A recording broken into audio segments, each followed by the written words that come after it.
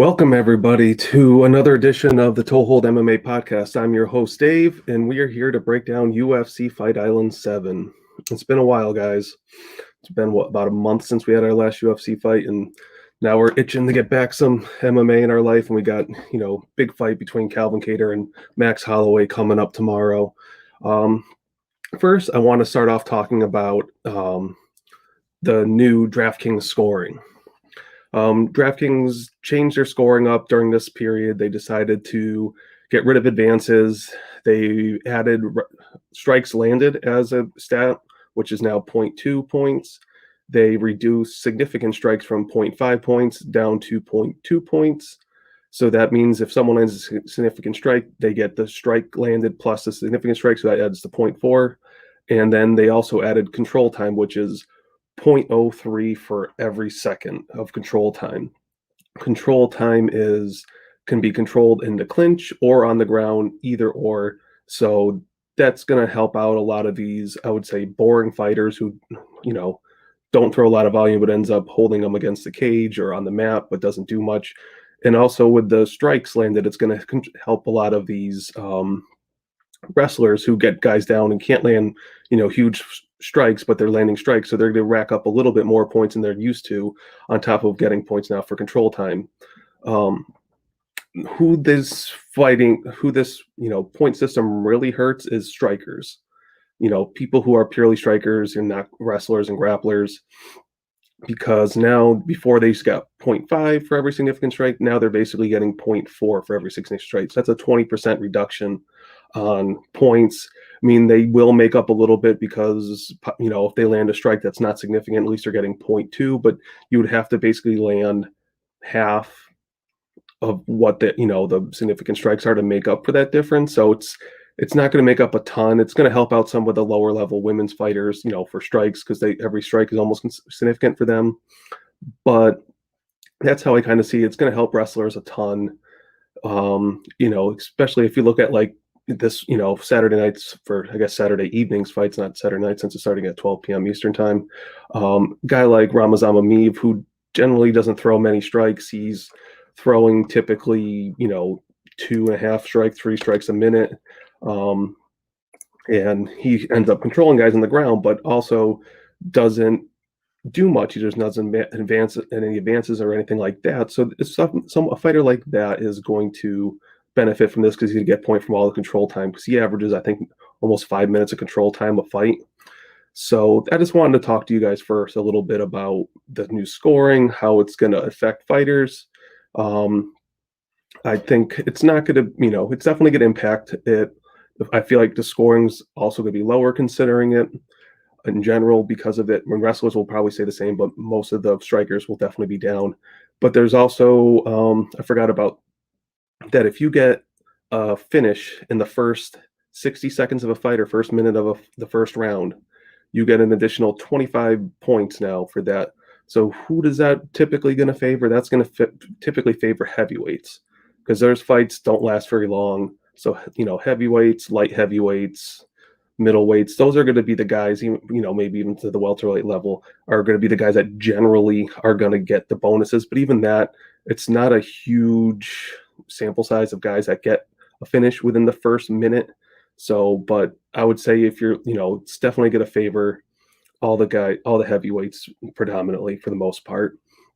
But let's kind of, go over the slate a little bit.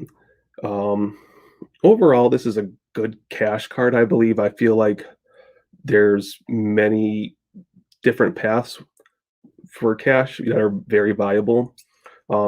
Everybody knows that you're going to want to stack this main event.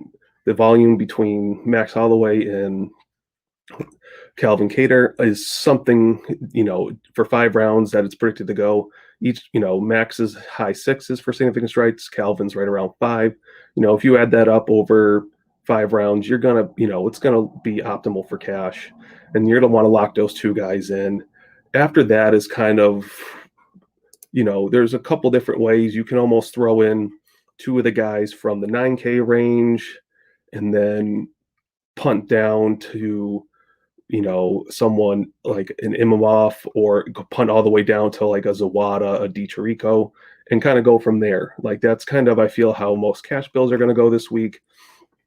I can't tell you how we're going to tell our subscribers at DFI how to build their cash lineups, but that's just kind of the general, how I see cash builds are going to go. It's either going to be punt all the way down to the last guy as one of your plays, and then play two of the guys in the 9K range, and then probably fit two guys in the mid 8K range, or you're going to do two guys in the 9K range, get a guy like Imavov who has, the best odds value on the card, and then, take another person slightly, around his range, and then that'll be roughly the build.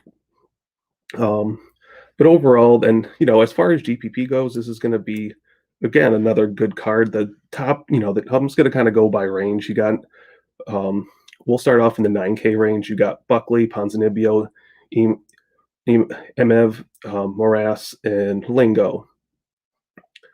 Besides, I would say Amiv, all of them have definitely finish potential and are bad cash plays. Even Morass, I mean, for 9.1K, it's way too expensive for her. But even her, she still has upside to probably get a finish, because if she gets the fight to the ground, she has that chance. She's not bad on the ground, but even still, I'm probably gonna fade her at that price for the most part overall. But all those guys, Buckley, Ponzinibbio, and Lingo, all have great finishing potential. Amiv probably is the safest play out of all of them. Amiv typically, doesn't, like I said before, doesn't throw much volume. He ends up controlling the guys against the cage, getting them down, and that's how he typically, wins most of his fights. He's very low volume. He doesn't advance. He doesn't go for submissions. He just, keeps, controlling the mat, and that's what he does. So he's probably the safest play, but at the same time too, I don't know with his price at 9.2K if it's somewhere I'm going to want to look at, because I just don't think there's much upside. And I know in cash you're kind of looking for that conservative, get the win. But I think on this kind of a slate, you want a little bit more of that upside, where you have like Buckley, who's, got that finishing power. He could finish anyone at any second, but he's taking on a guy in Trico who's never been finished. He's tough. It's going to be tougher for him to get that finish. So, but I do expect Buckley to win that fight. So he's not a bad cash play. He does have upside with the knockdown. He could potentially, get that 25 point, early knockout, but I think it's more likely he gets at some other point in the fight, and I don't think he gets the bonus, but he does have that potential. Then you got Ponzinibbio, who's coming off over a 2-year layoff. He's had some major injuries and infections, and that's, caused some issues and why he's been out. Ponzinibbio, if this was fight, like I say, it was 2 years ago, then he would probably be a minus 400, 500 favorite in this fight. But coming back from the long layoff, coming back from all the injuries, there's a lot of question marks. He did look good on the scales this morning. He definitely does have the power to knock out Jing Liang. He's been knocked out, he's been knocked down and rocked multiple times in fight. He's never actually been knocked out, but I think Ponzinibbio does have the power to, knock out the Leech. And he's a great play. You can play him in cash, play him in GPPs. That's kind of where I think he's probably one of the better 9K range fighters. And then you have, I already touched on Amiv. I touched on Morass. Lingo. He's a great play. He's DFI's must-have this week. He hits like a truck. He's a great fighter. He didn't get to show it off because he fought why am I blanking on his name? Zalal in his last fight, and Zalal was able to control him for a lot of that fight on the mat. I think a lot of people might see that he's only got 13.2 fantasy points from his one fight, and people are probably going to overlook him, but I think he's a great play. We think he's a great play. Plenty of potential to get that 25K bonus for knocking him out in the first minute of the fight. And Kilbourne is just not that good of a fighter. He does hit hard, but he's not, people can take him down and will. I was listening to a friend, Dan Levy's podcast, and he was talking about how he's talking to guys from his camp that said he's not that good. They can beat him up in training all the time. He shouldn't be in the UFC. And so, and I trust Dan Levy when what he says, when he hears stuff and is people, speaking from people directly at his camp. And, just watching the tape, Kilbourne's not that great. And Lingo was great in LFA. He was the champion. And I just think this is a great spot for Lingo. 9K is a great price range. I think you just lock him in your lineup and don't forget about it.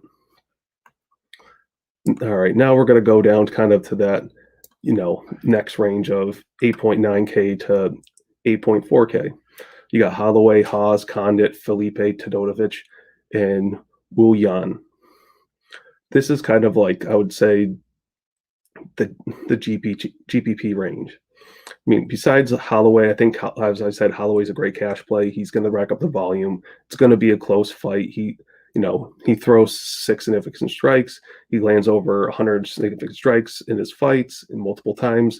The big problem is he's been taking a beating a lot in a lot of his fights recently, and I just don't know how much more beatings he can take. He's lost, I think, 3 out of his last 4 fights. The last fight against Volkanovski was very close, but I just think that I think it's going to be close. I think Kattar's power is going to be the difference. They probably, obviously Max is probably going to throw a little bit more, but I think Kattar's power will be the difference. Similar to like the Poirier fight where Max technically landed more strikes, but Poirier's strikes when he landed were more powerful, more meaningful. And I think that's what's going to, ultimately be the deciding factor in this fight. But either way, it's going to be razor close. Both these guys have cardio to go all 5 rounds and last. I don't expect this fight to take place on the mat. It's going to be strictly a striking fight.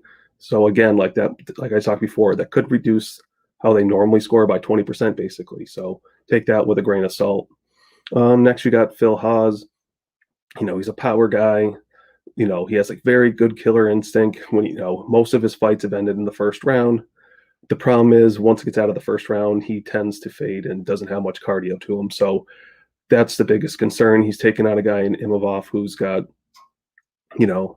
very good technical striking. He's got cardio to go all 3 rounds.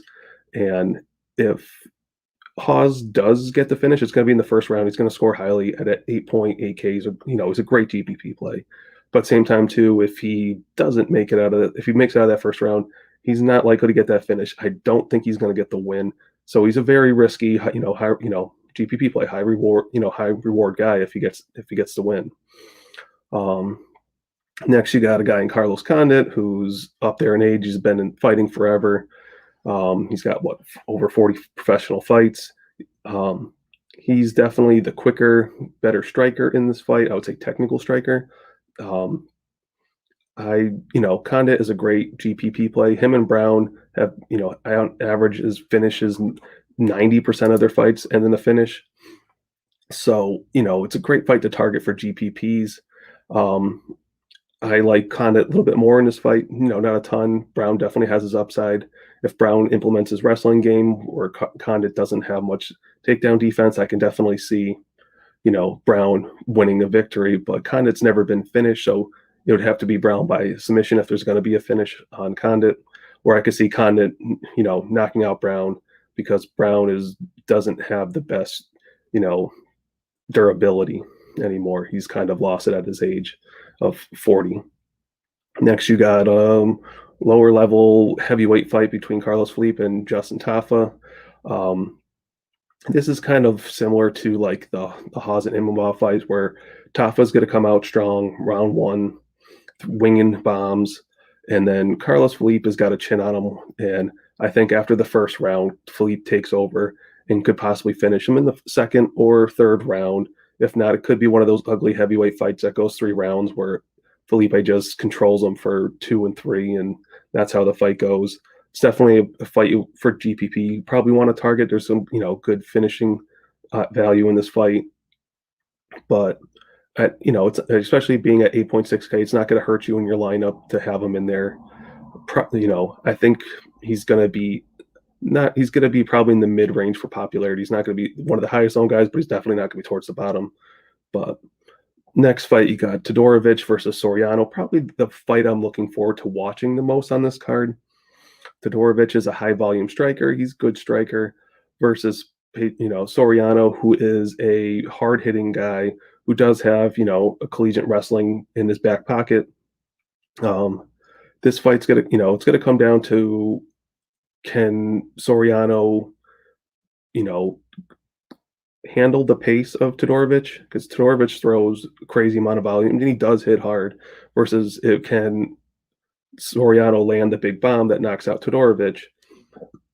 So it's I favor Tadorovich in this fight. I think his volume will be too much. I think he does have enough power to knock out Soriano, even though he's never knocked out Soriano. I just think between the pressure and everything, I think Tadorovich, is the better fighter. And at 8.5K, he's a great play, especially at that range.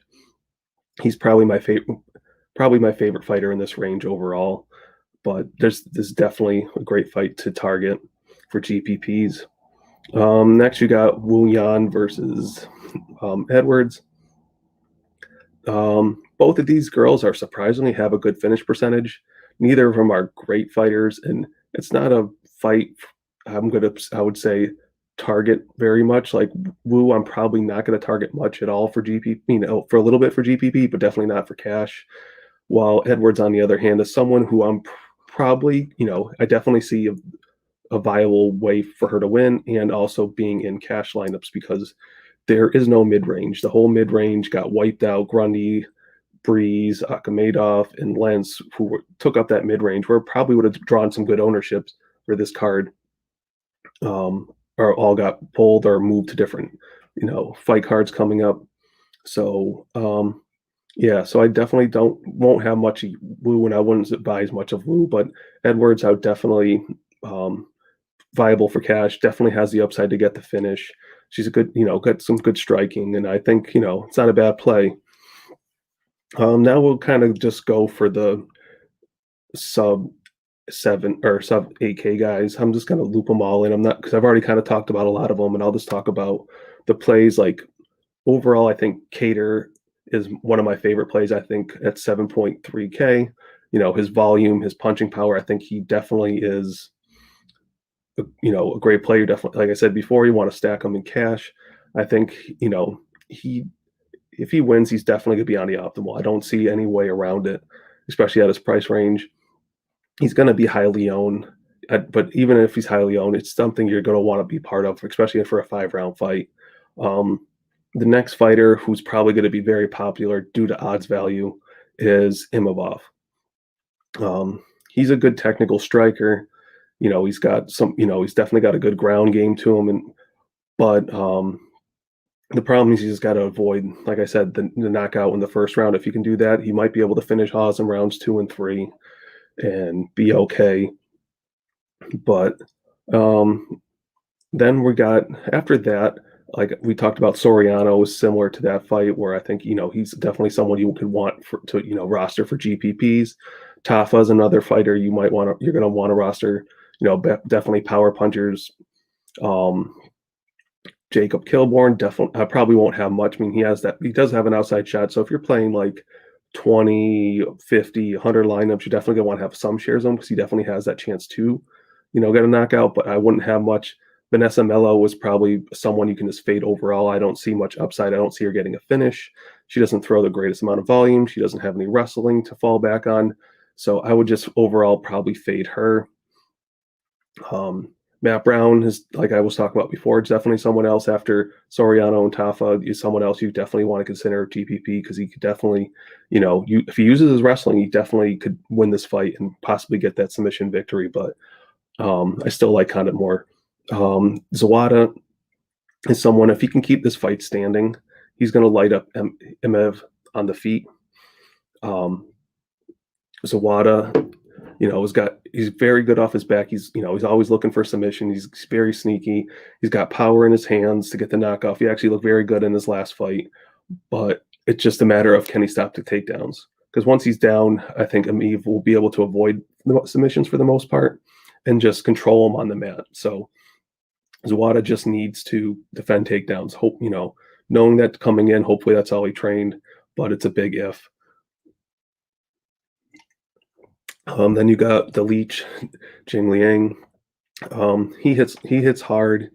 He's not a very good technical striker, but Ponzinibbio coming off that layoff is, he's been knocked out before, but it's one of those things where I just don't see it very viable. Definitely, again, playing 20, 50, 60 lineups, definitely want to have some exposure. He's not a bad play, especially if Ponzinibbio comes out and he's super rusty, or he just, because of all the injuries and viruses that he had, he could be, someone who is not, ready, and he's just ends up getting clipped and be knocked out. I could see it.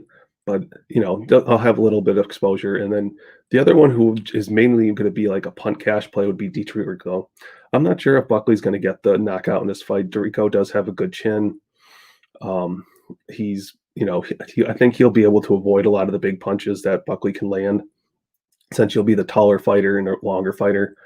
But I still think Buckley wins this fight. But if you're looking to punt down after stacking this, just to, say I'm going to take this one loss here so I can get, 2 or 3 of the guys in the 9K range, it's not a bad punt cash play. But either way, it's somewhat, definitely not going to play them in GPP, I don't think, at all. But that's kind of my quick thoughts of this card. I didn't want to spend a ton of time breaking down all the fights in detail.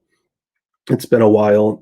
For all of you guys don't know, we brought on 2 new guys at DFI. We got Connor and we got Kevin, who are going to be helping us out with content. And starting once we get through this crazy 3 weeks or 3 fights in 1 week, they're going to they'll either one or both will be coming on the podcast when we will all be breaking down the fights together, giving us our thoughts, probably throwing out some bets here and there, and just kind of talk over the fights and what's going on with DraftKings in general, and seeing how this new scoring format's shaking out and what we can do to, to hopefully take advantage of it.